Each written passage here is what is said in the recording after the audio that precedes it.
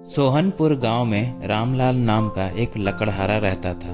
वो अपनी जीविका चलाने के लिए गांव के पास के ही जंगल में रोज लकड़ियां चुनता और उन्हें बेचकर कुछ पैसे कमा लेता था। इसी तरह उसका गुजारा चल रहा था। कुछ दिनों के बाद रामलाल की शादी हो गई।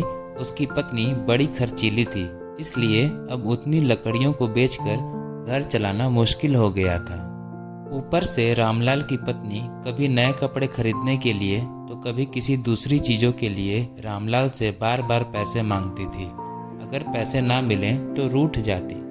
रामलाल अपनी पत्नी से बहुत प्यार करता था, इसलिए उसकी नाराज़गी वो बर्दाश्त नहीं कर पाता था। रामलाल ने ठान लिया कि वो अब ज़्यादा लकड़ियाँ इकट्ठा करके बेचेगा ताकि उसकी पत्नी को रोज़ रोज़ पैसों की कमी ना हो।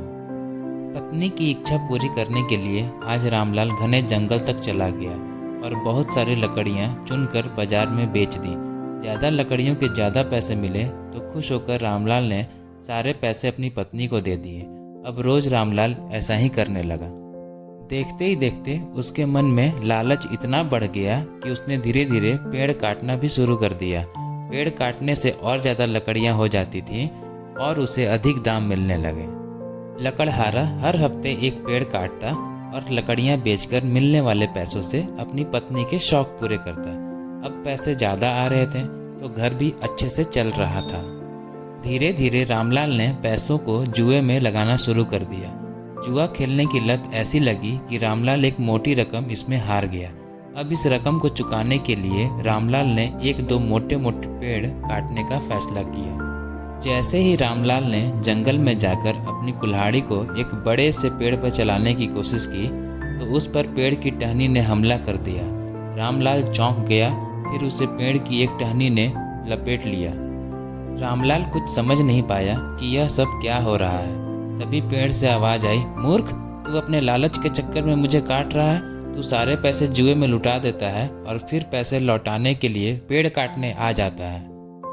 तुझे पता है कि पेड़ कितने कीमती होते हैं? हमारे अंदर भी जान बसती है और हम तुम इंसानों को जीने के लिए हवा, धूप में छाया और भूख को शांत करने के लिए फल देते हैं, लेकिन तू अपने स्वार्थ के लिए हमें ही काट रहा है। पेड़ ने कहा, आज तो रुक, यही कुल्हाड़ी मैं अब तेरे ऊपर चलाऊंगी।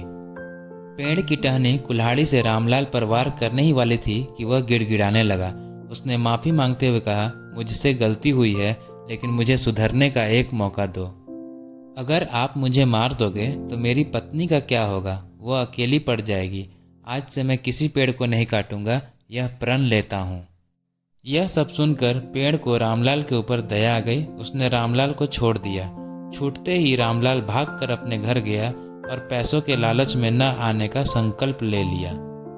कहानी से सीख, लालच में आकर पर्यावरण के साथ खिलवाड़ नहीं करना चाहिए। हमें ऑक्सीजन पेड़ से ही मिलती है। इन्हें काट कर हम खुद को अपने जीवन में संकट को ला रहे हैं।